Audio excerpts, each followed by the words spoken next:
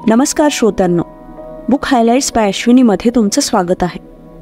आज आपण रिचर्ड ओ कॉनर यांच्या रिवायर या पुस्तकाच्या समरीचा भाग 2 ऐकणार आहोत. पहिल्या भागात आपण आपल्या ब्रेनच्या 2 भागांबद्दल समजून घेतलं, जे आपल्या वाईट सवयींसाठी जबाबदार असतात. यानंतर आपण हे शिकलो की सेल्फ कंट्रोलच्या शक्तीने आपण आपलं सेल्फ डिस्ट्रक्टिव्ह बिहेवियर कसं कंट्रोल करू शकतो. आणि आपण हे देखील समजून घेतलं की आपल्या सेल्फ डिस्ट्रक्टिव्ह बिहेवियर मागची कारणं कोणती असतात. आता आपण दुसऱ्या भागात 12 स्टेप प्रोग्रामबद्दल समजून घेणार आहोत, ज्या तुम्हाला तुमच्या वाईट सवयींना दूर करण्यासाठी मदत करतील. जेव्हा तुम्हाला एखाद्या गोष्टीची सवय लागते तेव्हा तुमच्याकडे कोणताही सेल्फ कंट्रोल नसतो. एकतर तुम्ही त्या गोष्टीच्या अधीन होता किंवा एका स्पेशल प्रकारे वागणूक करता. खूप जास्त खाणं किंवा कमी खाणं, विचार न करता खरेदी करणं, हे वाईट सवयींमध्ये येतं.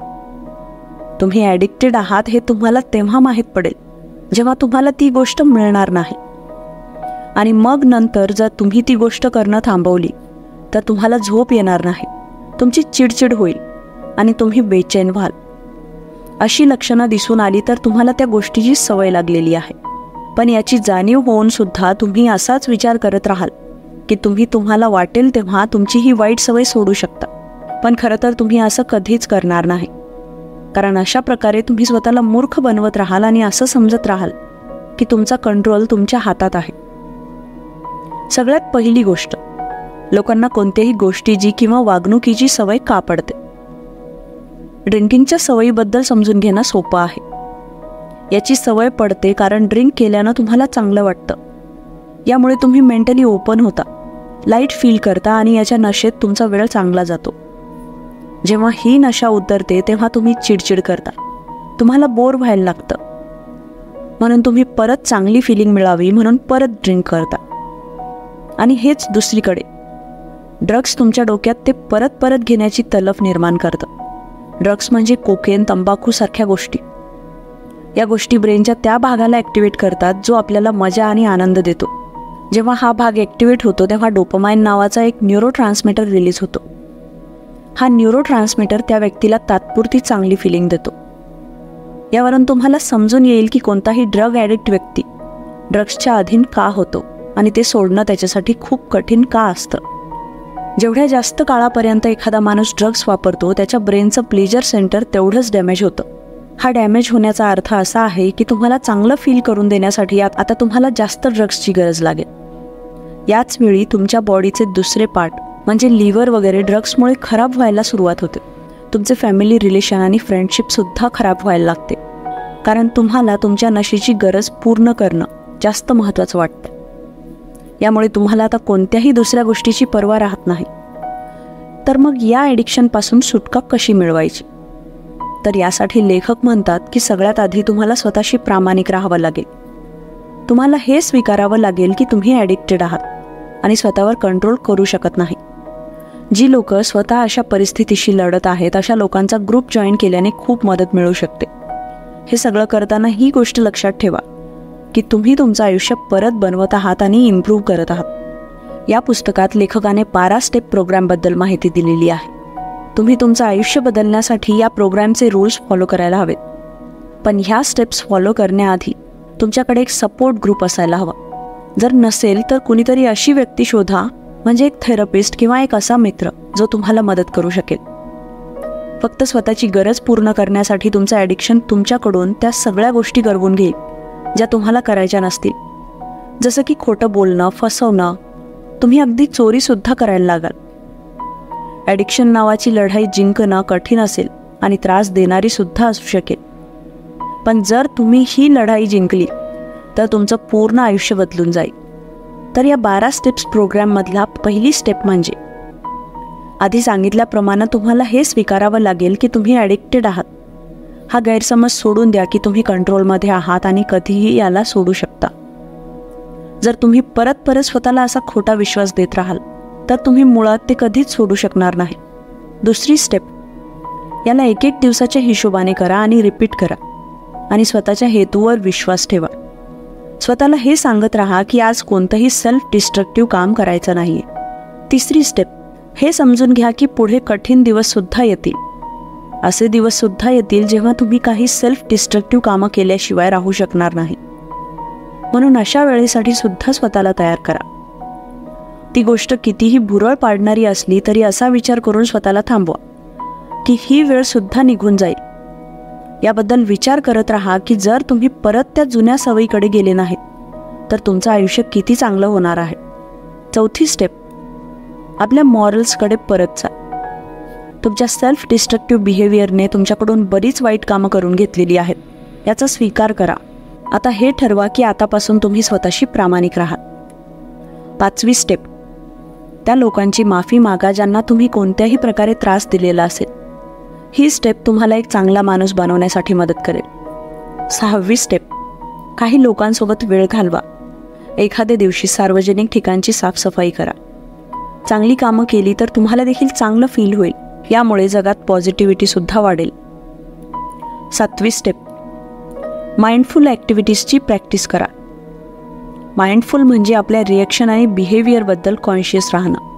जेव्हा तुम्ही स्वतःबद्दल माइंडफुल असता तेव्हा तुम्ही बघू शकता की तुम्ही काय चुकीचं करत आहात आणि यामुळे तुम्ही तुमच्या चुका इम्प्रूव्हसुद्धा करू शकता. आठवी स्टेप आहे मोटिवेशनल लाईन्स रिपीट करत राहा आणि हे असंच चालू ठेवा जोपर्यंत तो तुमच्या डेली रुटीनचा एक भाग बनणार नाही. शेवटी एक दिवस तुम्ही हे म्हणू शकाल की तुम्ही आधी ॲडिक्टेड होते पण आता तुम्ही यातून स्वतःची सुटका केली. जरी कधी या प्रवासाच्या मध्ये तुमचा यावरचा विश्वास उडून गेला तरीही या स्टेप्स सतत फॉलो करत राहा. नववी स्टेप आहे, जर तुमच्याकडे कोणताही सपोर्ट ग्रुप नसेल तर एक स्पॉन्सर शोधा. स्पॉन्सर म्हणजे अशी व्यक्ती जिला तुम्ही तुमच्या रिकव्हरीमध्ये होणाऱ्या गोष्टी सांगाल आणि ती व्यक्ती देखील तुम्हाला जज न करता तुमचं सगळं ऐकेल, पण यासोबतच ती तुम्हाला सत्यसुद्धा सांगेल. 10वी स्टेप आहे, जर तुमच्याकडे कोणताही स्पॉन्सर नसेल तर तुम्ही तुमच्याकडे एक डायरी ठेवा.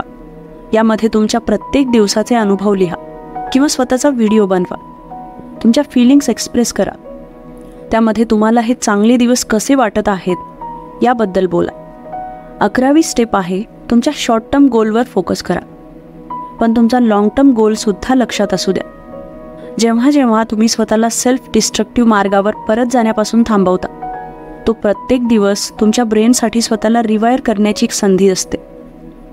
हळूहळू तुमचा ब्रेन कोणत्याही नशा देणाऱ्या किंवा वाईट बिहेवियरवर अवलंबून राहणार नाही आणि ही त्याची सवय बनेल.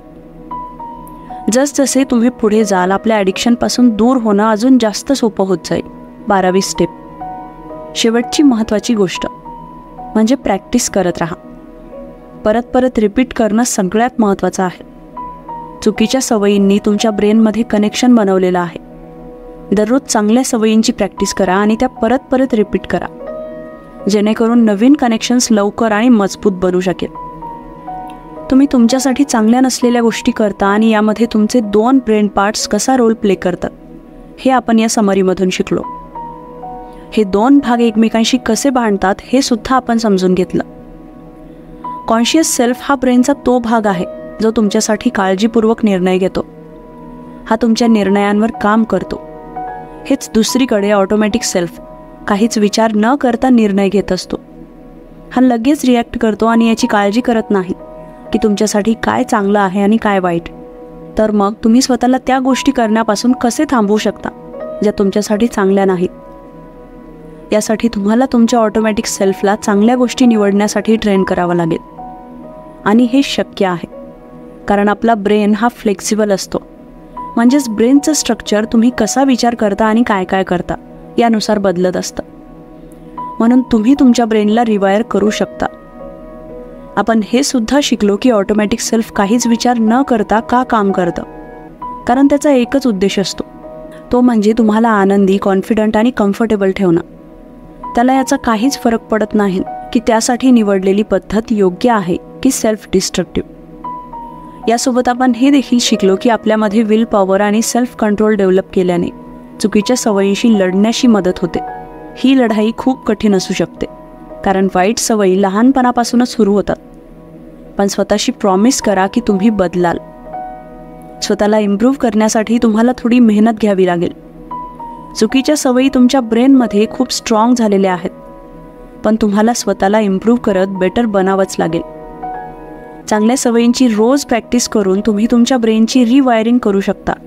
यामुळे तुमच्या आयुष्यात खूप चांगले बदल होतील. तुम्ही तुमच्या आत असलेल्या राक्षसाला हरवू शकता आणि दुसऱ्यांना देखील यासाठी इन्स्पायर करू शकता. तुम्ही विचार करता त्यापेक्षा तुम्ही खूप जास्त स्ट्रॉंग आहात. सतत आणि दररोज प्रॅक्टिस केल्याने शेवटी तुमच्या वाईट सवयी, तुमचं डिस्ट्रक्टिव्ह बिहेवियर आणि ॲडिक्शन हे तुमच्या भूतकाळाचा भाग बनेल आणि त्या सवयी तिथेच मागे सुटून जातील. ही समरी कशी वाटली ते आम्हाला कमेंट करून नक्की कळवा. आणि जर समरी आवडली असेल तर लाईक करा आणि इतरांनाही याचा फायदा व्हावा म्हणून शेअर करा. आणि शेवटी चॅनलवर नवीन असाल तर सबस्क्राईब करायला विसरू नका.